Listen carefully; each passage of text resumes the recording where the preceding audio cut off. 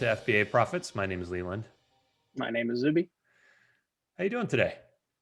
I'm good. Good. I'm I'm good. excited It's a about good today's Sunday. topic. Yep, all day Sunday. Yep, hmm I'm excited today. Today we're talking about the top 5 Amazon fulfillment by Amazon goals and how to stay accountable to them throughout the year.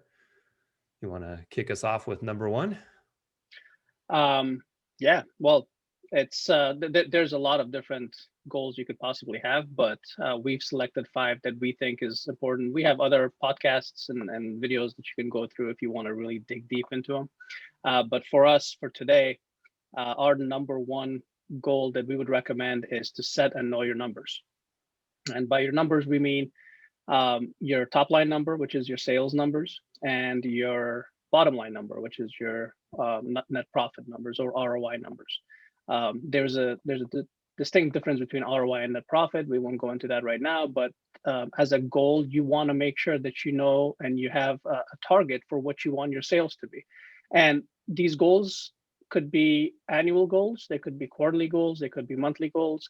We recommend annual goals and broken down into quarterly and monthly, but whatever your desire is, whatever your time frame is that you want to set a goal for, make sure that you identify and set goals for those for your numbers for both top line sales and bottom line profit margins directly for them.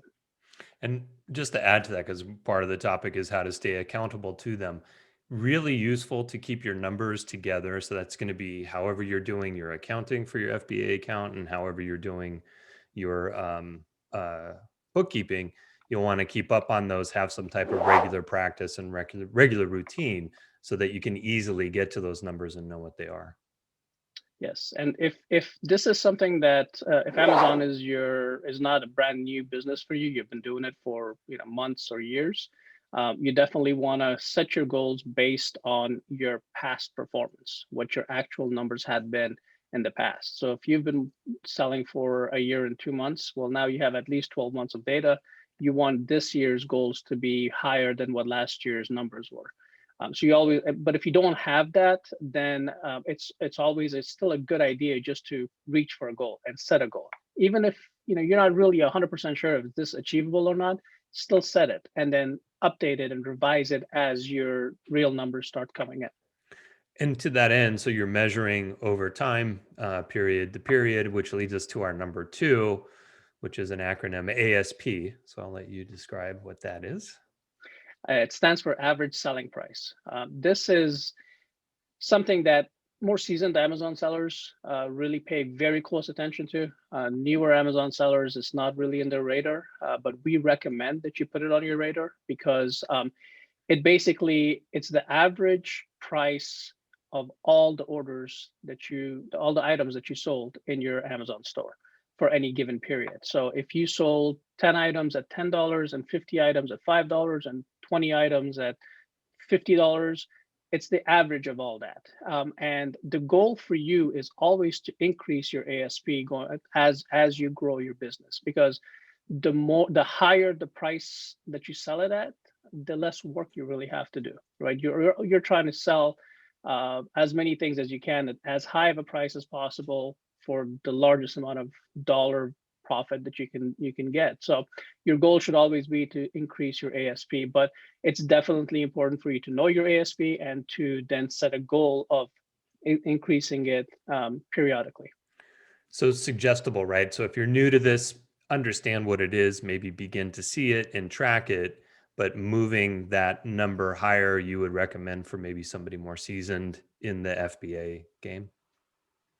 Uh, the first step for the ASP is to know it. And there's a place on Amazon on your Seller Central account that you can go and see what your ASP is on for any given period. And we've reviewed that and discussed that in different recording. But and if you need help learning it, just reach out to us and I can guide you exactly where that is. But your first step is to actually understand that there is an ASP, and then to go see what your current ASP is for however long you've been selling, and then to set a goal to increase it. What that means is when you set that goal, then every single time you go out to source for products, you're going to remember that goal. Let's say you have a goal of $25 for your ASP, and you have the option of buying stuff that are selling at $6.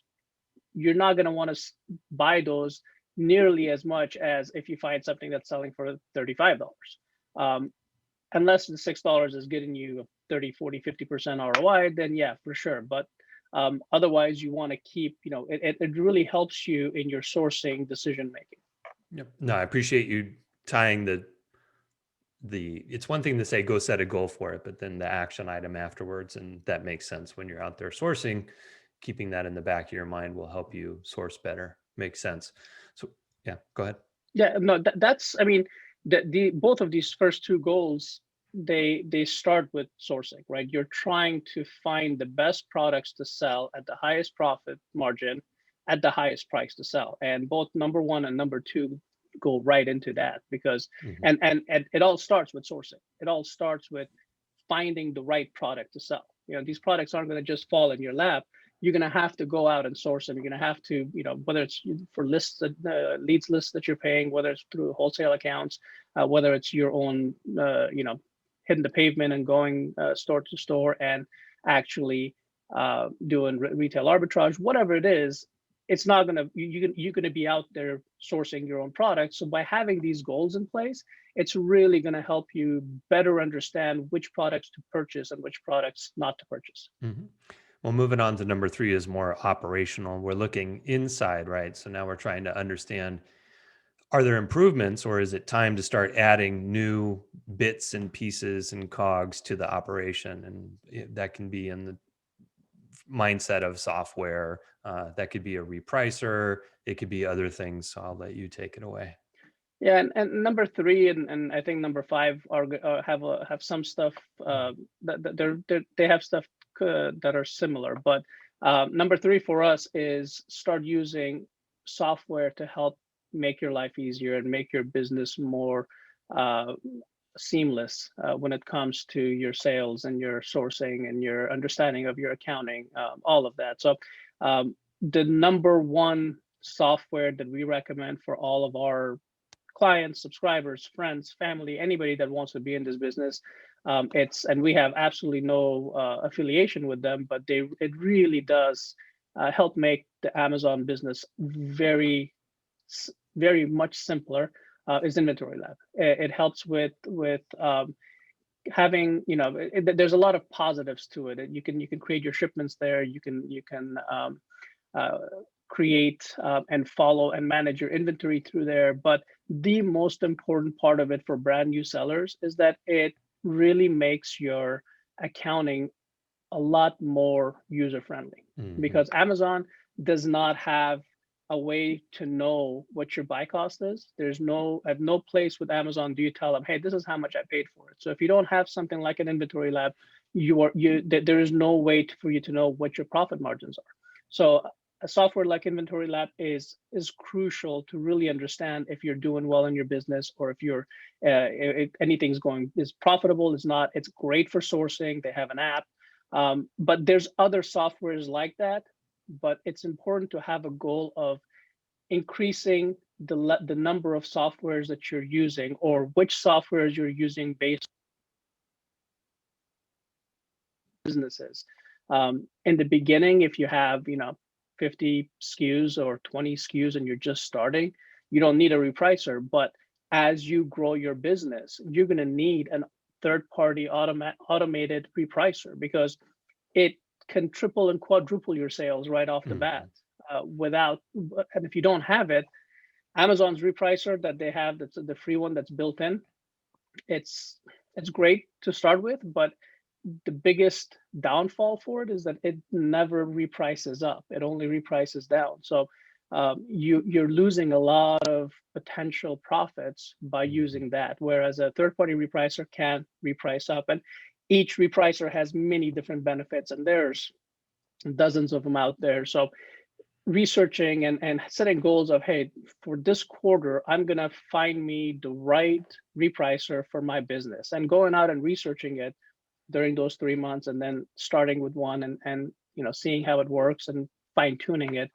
There is a learning curve to learning to using each of these new softwares. Each software has its own nuances. So you want to be able to have the time and set the time aside to learn them, but you want to make sure that it's the right software for your business model. So there's Feedback Manager if you're worried about your reviews for your seller account, and many more softwares. But it's important to have that in mind that, hey, I need to, as I'm growing, I need to invest more and more in different softwares specifically for Amazon FBA. And it's important to note the goal in doing that, right? It's trying to uh, be more productive using less of your time. And I'm with you also with inventory labs. And we should really talk to them about how much we speak so highly of them. We But it is a Swiss Army knife. So you're able to check a lot of boxes, and you may not want to. Maybe cost is prohibitive, or you don't want so much that's there. What I've noticed with a lot of the software, and we've talked about them before, you can look back through the other podcasts that we've done, and we've talked about other software that's available.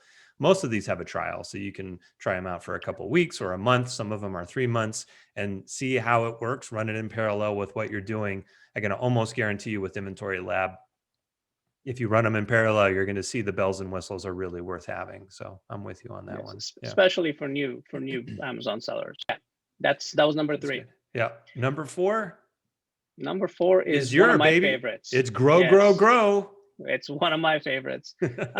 Amazon's business model for any seller is you want to scale and grow. It's an inventory-based business, and the more inventory you have, the more you're going to be able to sell. So with that in mind, you want to start, if you're brand new, you want to start finding and opening wholesale accounts. So our number 4 goal for the top 5 Amazon FBA goals is finding and opening new wholesales for any period that you're setting that goal for. If it's an annual goal, break it down into quarterly and then break it down into monthly. But you want to go out and find different wholesale accounts. You want to, whether it's you're doing the work yourself or you're hiring somebody to do it for you, regardless of that, wholesale accounts really help increase the number of SKUs that you can have in your catalog and increase the number of replenishable items.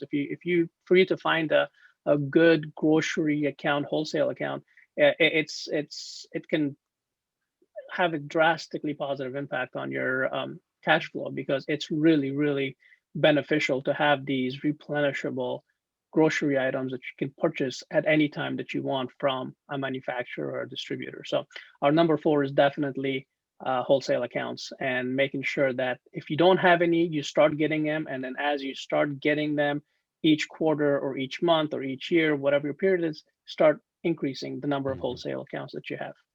Yeah, those can really augment or actually replace the amount of hunting that you have to do within the retail or online arbitrage, and it can drastically change your business model in a positive way. So yeah, that's Absolutely. an amazing, powerful goal.